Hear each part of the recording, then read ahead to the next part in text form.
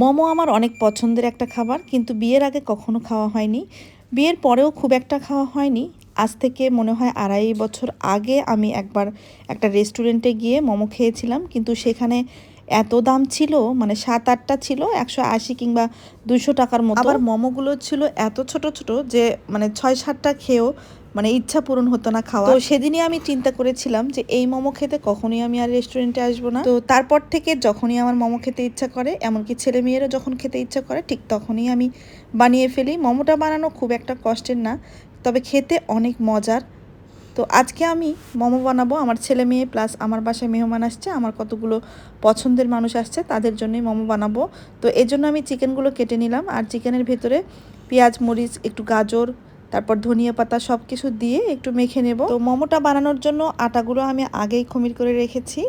মানে আজকে আটা নেইনি অবশ্য, ময়দা নিয়েছি, তবে ময়দাটা বানানোর সময় অনেক কষ্ট হয়েছিল। আপনারা যদি কখনো বানান বাসায়, তাহলে অবশ্যই ময়দা না নিয়ে আটার প্যাকেট নেবেন, মানে প্যাকেটের যে আটাগুলো সেই আটাগুলো নেবেন, ওগুলো দিয়ে মোমো অনেক সুন্দর হয়। এর আগে যতবার করেছি ততবার আমি আটা দিয়েই করেছি, এই প্রথম আমি ময়দা দিয়ে করলাম। তবে ময়দা দিয়ে আমার কাছে খুব একটা মানে করতে ইজি লাগলো না আর কি, খেতে অবশ্যই একই রকম স্বাদ। এখন আমি সস বানাবো, যে সসটা ছাড়া মোমো আসলে একদমই মজা লাগে না। এটা হচ্ছে চিলি সস, যেটা আমি সয়া সস, টমেটো সস আর চিলি ফ্লেক্স দিয়ে বানিয়েছি। আর সাথে দিয়েছি মানে রসুন কুচি করে তেলের ভিতরে ভেজে, তেল আর রসুন সহ একসাথে দিয়ে একটু নেড়ে চেড়ে আমি এই সসটা বানিয়ে নিলাম। এই সসটা দিয়ে মোমো খেতে অনেক মজা হয়। তো এখন আমি যে খমিরটা করে রেখেছিলাম সেখান থেকে অল্প পরিমাণে খমির নিয়ে আমি রুটি বানাবো। আর রুটিটা আমি একটা ঢাকনা দিয়ে কেটে কেটে গোল সাইজ করে নিব। তারপরে পুরগুলো দিয়ে দেব, মানে চিকেনের যে পুরগুলো সেগুলো দিয়ে একদম গোল শেপ করব।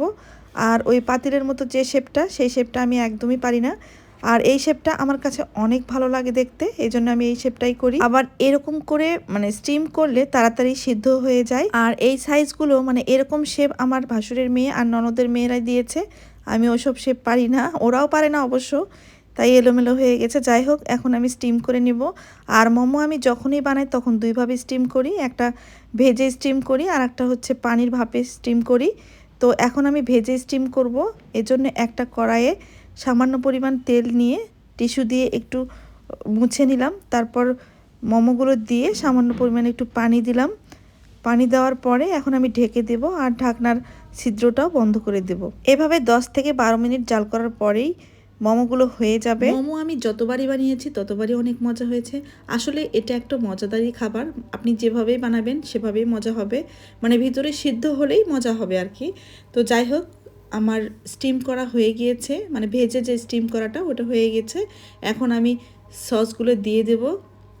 আমি আবারও বলছি, এই সস না দিলে কিন্তু মোমো খেতে একটুও মজা লাগে না। তো যাই হোক, ডাইনিংয়ে সবাই অপেক্ষা করছে খাওয়ার জন্য। এখন আমি পানি দিয়ে কিছুটা ভাপে স্টিম করে নিব। আজকের মতো বিদায় নিচ্ছি, সবাই ভালো থাকবেন, আল্লাহ হাফেজ।